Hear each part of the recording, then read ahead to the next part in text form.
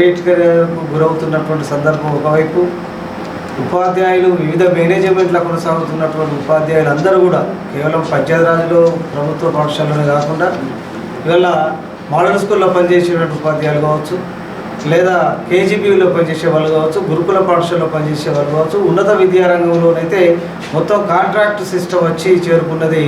ప్రభుత్వ లెక్చరర్స్ నియామకం లేదు, కాలేజీకి అక్కడక్కడ కనబడుతూ ఉన్నారు తప్ప మొత్తం కాంట్రాక్ట్ వ్యవస్థలో కొనసాగుతున్న సందర్భంలో ఇవాళ ఎమ్మెల్సీ ఎన్నికలు ముందుకు వచ్చినాయి. వాస్తవానికి ఎమ్మెల్సీలు గతంలో మనకు అనుభవం ఉన్నది. అనేక ఉద్యమాలకు నాయకత్వం వహించినటువంటి వాళ్ళు, విద్యా రంగానికి సంబంధించిన లోతైనటువంటి ఒక పరిపూర్ణమైన జ్ఞానం కలిగినటువంటి వాళ్ళు, తరగతి గదిలో బోధించినప్పుడు బోధనానుభవం ఉన్నటువంటి వాళ్ళు, మొత్తంగా సమాజంలో ఉన్నటువంటి సమస్యలన్నింటినీ కూడా సునిశ్చితంగా పరిశీలించి ఆ సమస్యల పరిష్కారానికి ఒక శాస్త్రీయమైనటువంటి మార్గాన్ని చూపి శాసనసభలోనే ఉపాధ్యాయ ఎమ్మెల్సీలుగా ప్రభుత్వాలకు ఒక దిక్సూచిలాగా అనేక సమస్యల పరిష్కారానికి మార్గం చూపేటువంటి ఒక పెద్దల సభలో ఉన్నటువంటి సందర్భం గతంలో ఉండింది. కానీ ఇవాళ ఎమ్మెల్సీ ఎన్నికలు వస్తే గత అనుభవాన్ని చూసుకుంటే చాలా ఇబ్బందికరంగా అనిపిస్తుంది. విద్యారంగంతో సంబంధం లేనటువంటి, ఏనాడు ఉపాధ్యాయుడిగా పనిచేయనటువంటి, ఉపాధ్యాయ ఉద్యమానికి సంబంధించిన అసలే నేపథ్యం లేని వ్యక్తులు పూర్తిగా వ్యాపారస్తులు. ఒకరైతే కార్పొరేట్ విద్యా వ్యాపారస్తులు, అది ఢిల్లీ పబ్లిక్ స్కూల్స్ కావచ్చు, పల్లవి విద్యా సంస్థలు కావచ్చు, రాష్ట్రంలో చాలా ప్రైవేట్ విద్యా సంస్థల్లో స్థాపించి లక్షల కోట్ల రూపాయలు సంపాదించినటువంటి డబ్బును అక్కడ దోచుకున్నటువంటిది దాచుకొని తీసుకొచ్చి ఇక్కడ పెట్టుబడిగా పెట్టి ఉపాధ్యాయులను ప్రలోభానికి గురి చేసి నేను శాసన మండలికి వెళ్తానేటువంటి ఒక తప్పుడు పద్ధతిలో వస్తున్నటువంటి వ్యక్తి ఒకరైతే, మరొక వ్యక్తి ఉపాధ్యాయునిగా నియామకం కాబడింది కానీ చాలా తక్కువ సమయంలోనే చాలా ముందు చూపుతో ఆయన ఏం చేసుకున్నారంటే దీనివల్ల లాభం లేదు, ఈ విద్యారంగం లాభదాయకమైనది కాదని ఒక ప్రైవేటుగా ఉండేటువంటి వ్యాపార రంగాన్ని ఎంచుకొని రియల్ ఎస్టేట్లో ఆయన కూడా చాలా పెద్ద ఎత్తున కోట్లలో సంపాదించుకొని ఇద్దరు ఎమ్మెల్సీలుగా వస్తారు. వాస్తవానికి ఉపాధ్యాయులుగా మనం అందరం వాళ్ళు అడగవలసింది, మీరు వ్యాపారస్తులు కదా, వ్యాపార రంగంలో పనిచేసే వాళ్ళు కదా, మీకు విద్యారంగంతో ఏ సంబంధం? కాబట్టి మీకు ఇక్కడ ఏమున్నదంటే ఇక్కడ ఒక ప్రశాంత వాతావరణంలో ఒక నిజాయితీగా ఒక నిబద్ధతగా పనిచేసేటువంటి ఉపాధ్యాయులను మీ డబ్బు సంబంధించిన ఆశ ఎరచూపి ప్రలోభ పెట్టి సమాజంలో ఉన్నటువంటి ఉపాధ్యాయుల పట్ల ఉన్నటువంటి గౌరవాన్ని దిగజార్చేటువంటి ప్రయత్నాలు మీరు చేయడం సరికాదు అనేటువంటిది చెప్తా ఉన్నాం.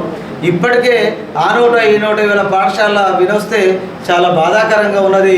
3,000 అని 5,000 అని ఉపాధ్యాయులు కొనుగోలు చేస్తామనేటువంటి ఒక తప్పుడు పద్ధతితో వచ్చే వాళ్ళ పట్ల ఉపాధ్యాయులు మేధావర్గానికి సంబంధించిన వాళ్ళు విజ్ఞత ప్రదర్శించవలసిన అవసరం ఉన్నది. మన రంగానికి సంబంధించినటువంటి ఉపాధ్యాయులకు సంబంధించిన సమస్యలు ఎవరు పరిష్కరిస్తారనే దానికి ఆల్టర్నేట్గా అశోక్ కుమార్ గారు పోటీలో ఉండడం జరిగింది. ఆయన విద్యార్థి రాజకీయాల నుంచి ఉపాధ్యాయుడిగా, ప్రధాన ఉపాధ్యాయుడిగా తెలంగాణ ఉద్యమంలో చాలా కీలక పాత్ర పోషించి ఉమ్మడి మెదక్ జిల్లా పొలిటికల్ జేఏసీ చైర్మన్గా, కోదండరాంకు ముఖ్య అనుచరుడుగా, సలహాదారుడుగా ఉంటూ పనిచేసినటువంటి వ్యక్తి. ఇవాళ USB-C, UTF, DTF, TPTF, BTF ఇతర సోదర సంఘాలతో ఉన్నటువంటి యూఎస్పీసీ ఉపాధ్యాయ సంఘాల పోరాట కమిటీలో స్టేట్ స్టీరింగ్ కమిటీగా పనిచేస్తూ చాలా నిరంతరంగా సేవాభావంతో ఒక కమిట్మెంట్తో నిజాయితీగా పనిచేస్తున్నటువంటి అశోక్ కుమార్ ఒకవైపు, ధనాన్ని నమ్ముకున్నటువంటి వ్యాపారస్తులు ఒకవైపు మనం ముందుకు వస్తూ ఉన్నారు. కాబట్టి మనం ఎటువైపు ఉండాలనేది మనం ఈ సందర్భంలో ఒక విజ్ఞత ప్రదర్శించవలసిన అవసరం ఉన్నది. ధనమా, గుణమా, లేదా వ్యాపారమా, ఉద్యమ నేపథ్యమా, ఇవన్నీ ఆలోచించుకున్నప్పుడు మనకు ప్రత్యామ్నాయంగా అశోక్ కుమారే కనబడుతుండ్రు. యూటీఎఫ్ బలపరిచి టీపీటీఎఫ్ అభ్యర్థిగా పోటీలో ఉండి మిగతా ఉపాధ్యాయ సంఘాలు, వివిధ మేనేజ్మెంట్లు ఉన్నటువంటి కేజీబీవి వాళ్ళ మేనేజ్మెంట్ కావచ్చు, మోడల్ స్కూల్స్ కావచ్చు, అనేక ఉన్నత విద్యారంగానికి సంబంధించిన వాళ్ళందరూ కూడా సామూహికంగా సమర్థిస్తున్నటువంటి ఒక సామాజిక స్పృహ కలిగినటువంటి ఉద్యమ నాయకుడిని మన శాసన మండలికి పంపించినట్టయితే మన గొంతుకగా అక్కడ వినిపించి మన సమస్యల పరిష్కారానికి దోహదపడతాడు.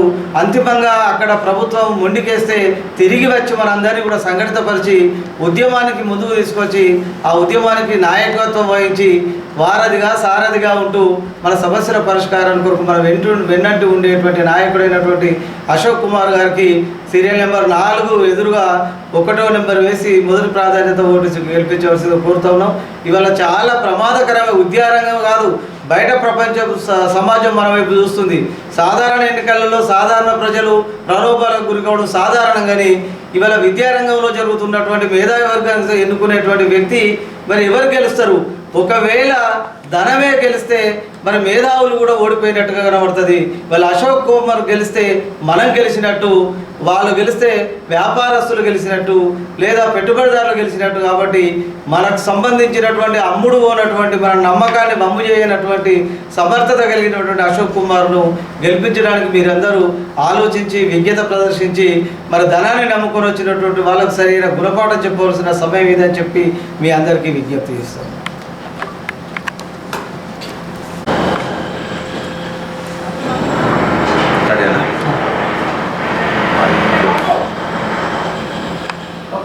మీడియా మిత్రులకు నమస్కారం.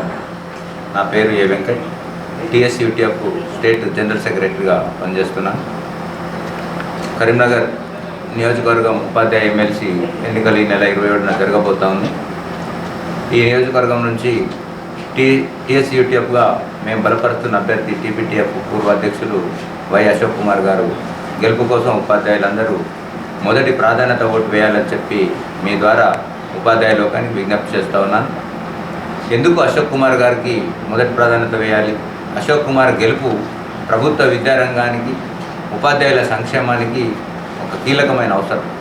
అందుకని ఈరోజు పోటీలో ఉన్న అభ్యర్థులందరూ కూడా కార్పొరేట్ శక్తులు, రియల్ ఎస్టేట్ వ్యాపారులు ముందుకొచ్చి ఉపాధ్యాయ ఎమ్మెల్సీ యొక్క ఔన్నత్యాన్ని, గౌరవాన్ని తమ స్వార్థ ప్రయోజనాల కోసం వాడుకుంటారనుకున్న తరుణంలో మరి తప్పనిసరిగా ఉపాధ్యాయ లోకం ఆలోచించాలి.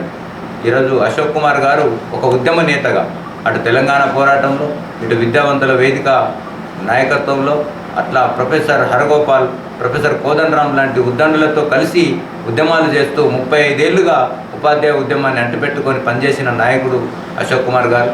నీతికి, నిజాయితీకి మారుపేరుగా ఉన్న వ్యక్తి మరి ఉపాధ్యాయ ఎమ్మెల్సీగా గెలవాల్సిన అవసరం ఉంది. అందుకే ఈరోజు ఉపాధ్యాయ లోకానికి మేము పిలుపునిస్తూ ఉన్నాం. ధన రాజకీయాలను ఓడించండి, ప్రజాస్వామ్యాన్ని కాపాడండి, ప్రభుత్వ విద్యారంగాన్ని కాపాడండి, ప్రశ్నించే గొంతును చట్టసభలకు పంపండి.